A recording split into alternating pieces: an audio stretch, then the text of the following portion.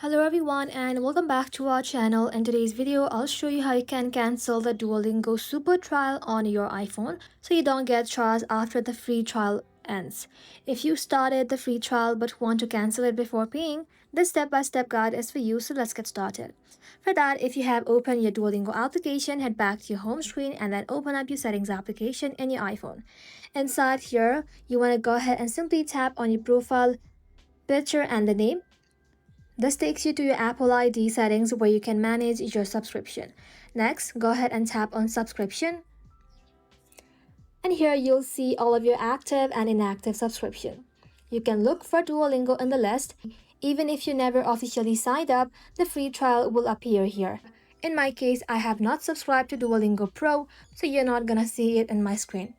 So if you have it, go ahead and tap on Duolingo and then hit cancel subscription to make sure you won't get charged when your trial ends. So here's a quick tip. When you start a free trial, you can immediately cancel it and you'll still keep access for the full trial period without being charged later. That way you don't forget to cancel and avoid unwanted fees. I hope this video helped you manage your Duolingo subscription easily. Thank you all for watching. If this video was helpful, don't forget to like and sub, and I'll see you in the next one.